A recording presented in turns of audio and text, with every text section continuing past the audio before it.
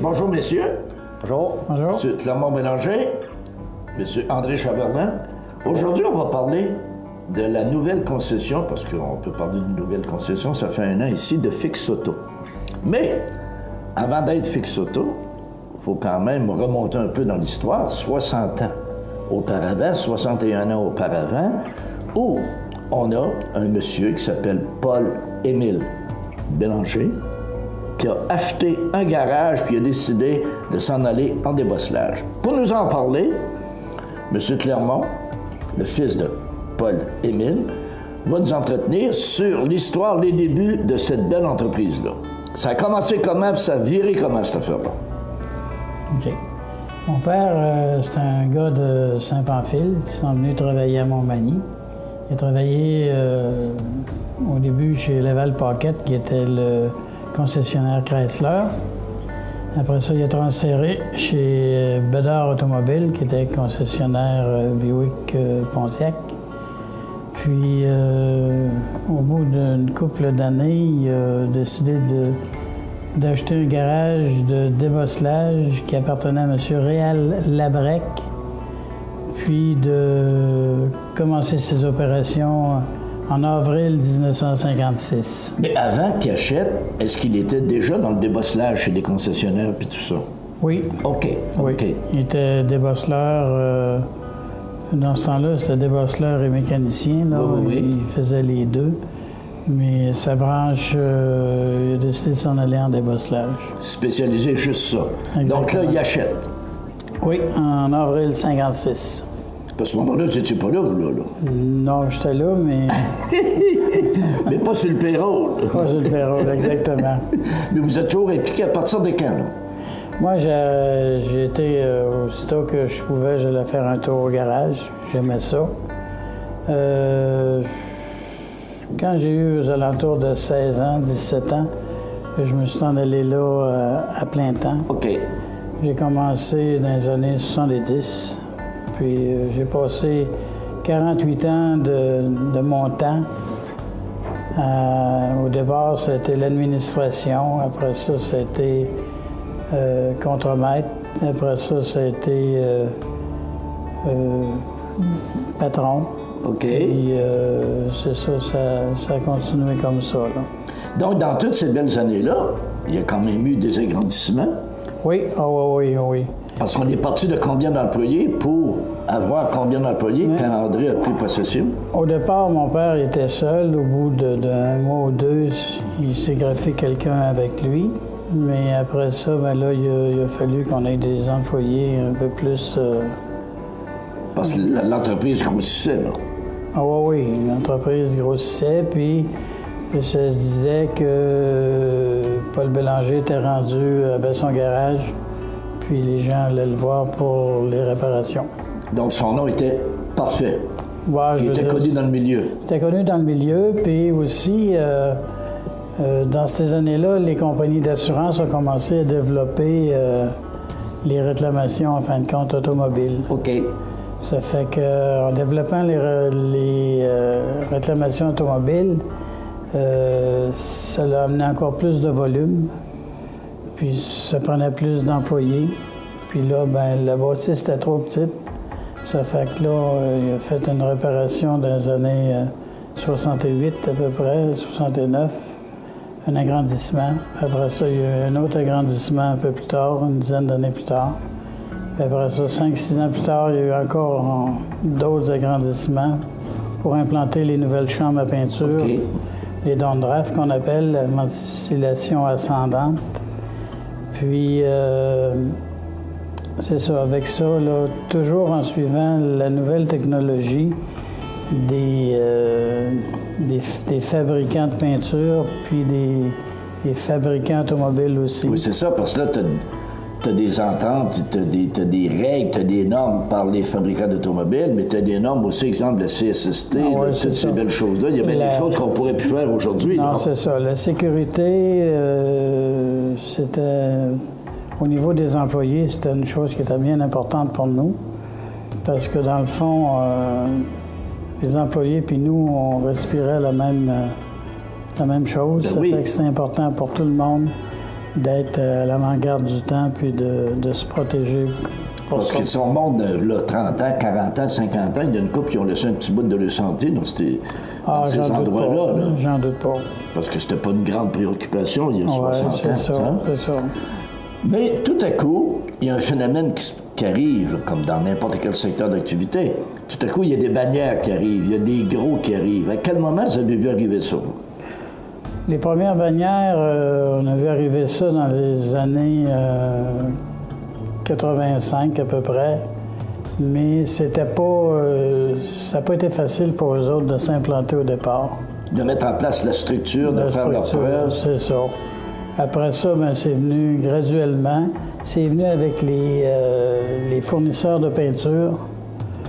Les fournisseurs de peinture, eux autres, recommandaient telle bannière parce que, en fin de compte, ils vendaient leurs produits à des sous-traitants qui nous les revendaient. Ça fait que là, si tu n'avais pas la bannière, tu n'étais pas... Il y a certains produits auxquels tu n'avais pas accès. Oui, c'est ça.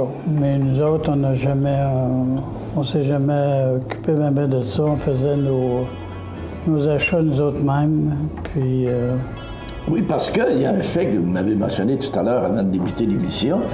Tout à coup, vous siégez, là, comme exemple, dans des compagnies d'assurance, puis tout ça, où il y avait des banniérés, puis il y avait des bannières, oui. Puis là, vous étiez, vous, un indépendant. Oui, exactement. Puis, on avait besoin quand même de votre façon de faire. Il y avait besoin des experts. Les assureurs avaient besoin des expertises de tous les types de carrossiers. OK. Il y avait besoin des gens à bannière, il y avait besoin des carrossiers de concessionnaires, il y avait besoin des carrossiers indépendants comme nous autres pour établir une façon logique puis correcte en fin de compte, de donner un bon service à leurs assurés. Mais comme ça, vous étiez l'espèce d'Astérix, vous étiez l'indépendant, vous étiez... Bien, je veux dire, on a toujours prôné l'entreprise familiale. OK. Puis, ça a été, je pense, dans ce temps-là, c'était important de faire la meilleure qualité possible pour pouvoir garder ton client. Puis c'est toujours la même chose aussi aujourd'hui. Mais là, comment tu as une bannière, si tu fais la qualité, tu vas garder ton client. Pareil. Puis si tu fais pas de qualité, la bannière va disparaître. Ben non, peut-être pas, mais je veux dire... le concessionnaire de cette bannière-là va disparaître. Peut-être pas la bannière. Il va y avoir des rencontres, puis ça va s'ajuster. Voilà. Puis, je veux dire, bon, mais là, tout à coup, André Charbonnet arrive dans le décor. J'aimerais ça, André, tu nous dises comment c'est arrivé. T'es pas arrivé là, t'es pas arrivé là il y a un an, là. Non. Je suis arrivé là en 88. J'ai terminé mon cours en carrosserie polyvalent Louis-Jacques Conzo. OK. J'ai fait un stage chez Clermont, Garage Paul Bélanger, en 88. J'ai été là 2 ans. On était jeunes, on voulait vivre des expériences. L'aventure. Je suis parti le 4 mars 90 exactement, travailler à Québec. J'ai été 16 ans et demi au même endroit. J'ai été débosseur de nuit. Après ça, j'ai fait frame master, 5 ans. J'ai fait de la préparation, j'ai peinturé, j'ai fait de l'estimation, j'ai été foreman et j'ai fini directeur de l'entreprise en 95. Donc, tu as fait tout ce que ça prenait pour devenir toi-même propriétaire d'une entreprise. C'est ça. Fait qu'après ça, on a évolué. En 2006, j'ai quitté l'entreprise où j'ai été depuis 16 ans pour vivre une nouvelle aventure. J'ai été dans une autre carrosserie dont j'ai été actionnaire et puis on a grossi avec ça, un autre type d'expérience. Après ça, malheureusement, le fait c'est que je suis parti pour une autre expérience 5 ans après. C'est là que j'ai rencontré, j'ai reparlé avec Clermont. J'ai toujours... Vous aviez toujours gardé des liens? Moi et Clermont, tout le temps que j'étais à Québec, j'ai jamais manqué mes rencontres avec. J'allais dire un bonjour tout le temps, garder une bonne relation. Je savais qu'un jour, je vais revenir. Okay. Je savais pas quand, mais on s'en était parlé. Puis en 2012, exactement, j'ai appelé Clermont. J'étais prêt. Donc, on s'est rencontrés à sa maison privée. On a pris une entente. Il y avait des conditions. Il fallait que je revienne travailler pour Clermont un an, au moins, pour connaître le roulement. Voilà. Mais qu'il n'était pas prêt tout de suite. Il voulait attendre encore 4 à 5 ans. Il n'était pas prêt tout de suite. Fait que ça a toujours resté sacré entre moi et lui. Et puis moi, j'ai continué à évoluer. J'ai géré des gros ateliers, les 3 plus grosses carrosseries à Québec. J'étais directeur. Après ça, les fixes auto, j'ai connu vraiment intense. Là. Le déroulement, je connais très bien la bannière, les garanties. Et puis on a évolué avec ça. Fait que, en 2015, Clermont, là, il m'a appelé. Il m'a laissé un message, j'étais à la chasse à l'orignal, je l'ai rappelé le soir. Des chasseurs! Il fallait qu'on se rencontre. Clermont était prêt. Fait que, suite à ça, on a pris une entente. J'ai donné ma démission à Québec. J'ai revenu à Montmagny après 25 ans. Il me manquait ces 5 mois pour faire 25 ans à Québec. Puis j'ai retravaillé pour Clermont comme débosseur sur le plancher. Et le 2 septembre 2016, André Chaberlin est propriétaire de Paul E. Bélanger. Oui. Mais dans ta tête, tu t'es fixé d'avance, toi. Tu allais en faire un fixe auto. Oui, ça fait 25 ans que Fix Auto essayait de rentrer à Montmagny. Ils ont fait de la sollicitation et Clermont a été sollicité à maintes reprises.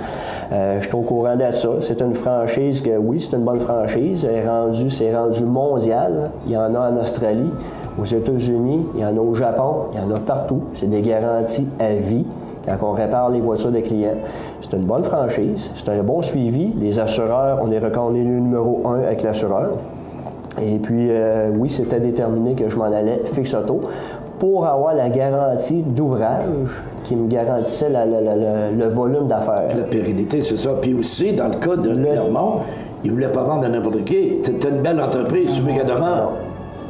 Ça, c'est très important, ça. C'est ça. Donc, messieurs, merci. Merci. La semaine prochaine, on va tomber dans le Fix Auto actuel. Bonne semaine. Merci.